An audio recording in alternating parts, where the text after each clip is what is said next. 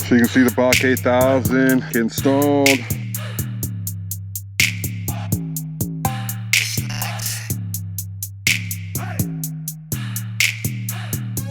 Holy shit, chasing a bear. Don't ride bikes like me, kids. I'm reckless.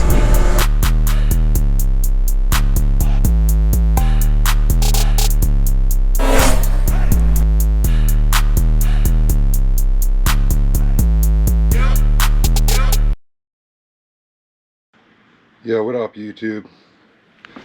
I just wanted to do a video right now just for all the people who are getting into riding these bikes, and you might want to know what kind of the basics, the minimum that I would recommend riding in.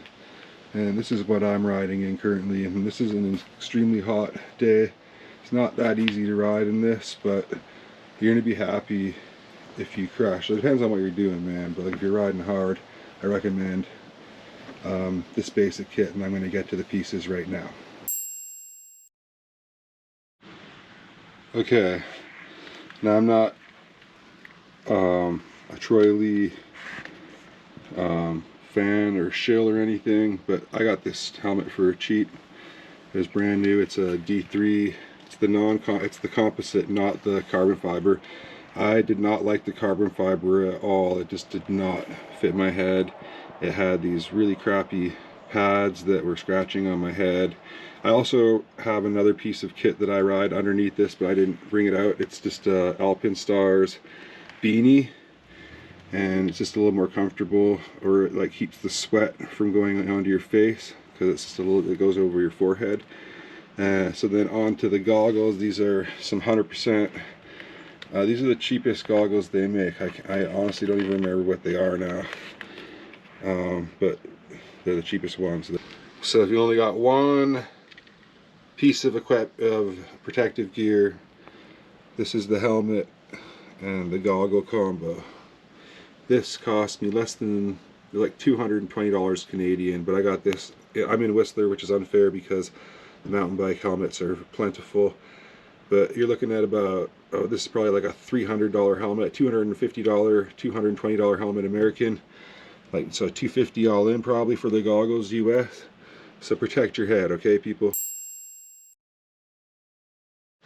People, if you're gonna have two pieces of protective gear, if it's just two pieces and that's all you're gonna have, then I say you go with the helmet and the goggles. Well, let's just say helmet, goggles are one thing, and then some sort of back protector, chest protector, because if you fall on your chest, it's very painful. You bruise your ribs or your pecs or whatever.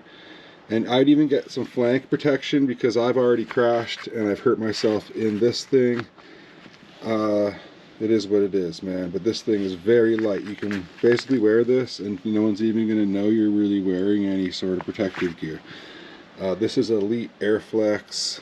It's pretty minimal. It's CE protection on the front and it's a CE protection on the back, and it's actually quite a long protection on the back. That's why I like this one.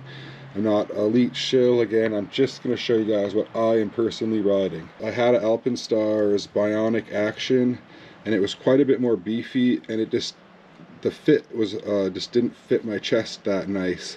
This one was actually, I was trying to get the bigger size because I thought this one was so small, but I got a killer deal on this and I just couldn't pass it up. So it is what it is. It fits me perfectly, but it doesn't have any flank protection, and I've fallen on my pec, and it's not a lot of protection up in those areas. So you might want to go, depending on what you're trying to do. This was my low pro piece of gear. Okay, I left this one out, but I'm basically just assuming that people are going to already have gloves because it's kind of, I don't know, a necessity for biking. You really want to have something between your hands and the grips, and to get the sweat so you're not sweaty handed on your grips, going over bumps and whatnot, so forth. So anyway, these are 100% gloves. They're supposed to be for cold weather, and I could tell you they are not that good for cold weather. I have a pair of mechanics gloves, just the regular mechanics gloves, and those are warmer than these gloves. These have a really nice feel, and I'm not like hating on them. I actually really like them. These are what I've been riding. I did karting, and I've been using these on my bike, but I've also fallen on my hand, and there's no protection. So like I would 100% recommend a glove that has some of the impact. Like next glove I buy will be an impact on the fingers and knuckles, even like a mechanics gloves with the impact and a nice thin sole, palm, sorry. That's probably the sweet spot, is you want to be able to land on your fists and not like break your fingers up and whatnot. And I like messed my finger up already this year, so in these gloves. So, but these will stop you from your hands from getting like cut up and whatnot. And the wear and tear on these, it's not the most durable glove I've ever had, but I've been riding these the whole time, and plus I was riding them in the winter karting, and it is what it is. They're decent. So yeah, gloves. That's something you should probably just have already. But let's just call that, well, it's number 3 in the way I've done this, but I don't know. Elbow pads. If you fall on your elbow, I did it like multiple times on gravel and on dirt, and I'm like falling onto my chest a little bit and my elbow, and it hurts. And I had huge raspberries and like a lot, I like just massive amounts of skin scraped off my elbow. And if I could do it all over again, I would have just got these elbow pads from the very beginning. I tried on a whole bunch of different brands. I'm not a Fox shill. I'm going to say this on everything that I show you. I went and tried on everything, and I just liked these.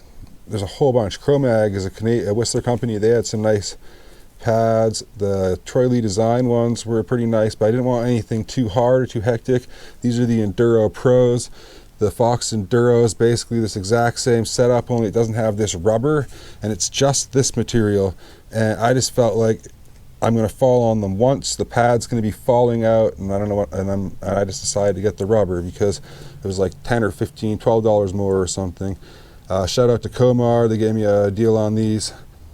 Get some elbow pads, protect your elbows. This is D30. I like D30. It's a, you guys know what D30 is. Just Google it. I'm not going to explain it. It's the new hotness. This is not like a mandatory thing to get, but I will say having a pair of riding pants, like if you're riding in just regular jeans, like if I was riding in regular jeans, I did this the first day I put these pants on, like 10 minutes after putting them on. I did something really dumb. I'm not going to say what I did. Anyway, crashed really hard, and just a little scuff right here, a little scuff right there. But these pants, they look really hot, but they have these holes there for the air to go in and out, and they're not the best. They got this grippy material here, so they stay up and they don't like slide down on you. These are a little too big for me.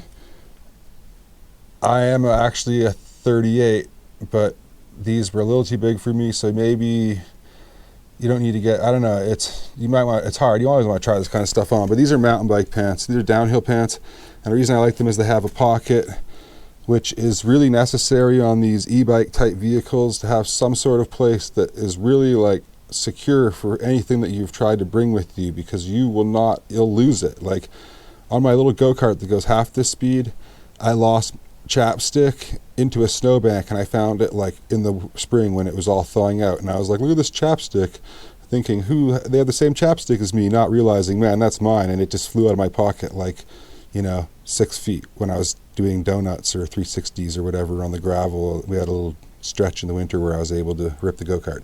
So pocket on your clothing is really key. These are just downhill pants by 100%. These are the R-Core by 100%, and they have the pocket and this setup so you can kind of get a good feel, even though they're a little too big for me, like I said. But yeah, I think pants are pretty mandatory, because if you fall, you're just going to keep on ripping your pants or whatever. You're just going to cut yourself up. I'm just making this video just to kind of recommend to everyone to like get yourself some gear, because you can hurt yourself really easily on this bike. I haven't showed you guys all the times I've hurt myself on this bike, but I have hurt myself a lot. Like, I have done some dumb stuff on this bike, and it is what it is. From day one, I had the back and chest protector and a helmet, a different helmet than this, and I had the gloves, but I fell on my elbows really bad, so I would have saved a lot of drama if I just had those. Smashed my knee up really bad. I still don't have knee pads, because I haven't found knee pads that are like shin pad, knee pad enough. I'm not a brand purist. You can obviously see that I have stuff from a bunch of different brands. I kind of just got what I liked, what felt right. I don't have shoes yet, or like riding shoes or motocross boots. It's been on my list. It's just really hard to find them where I am, and you really want to try them on because they're quite pricey. So I would recommend getting some riding boots right away. I smashed my foot really bad making the Escape R video,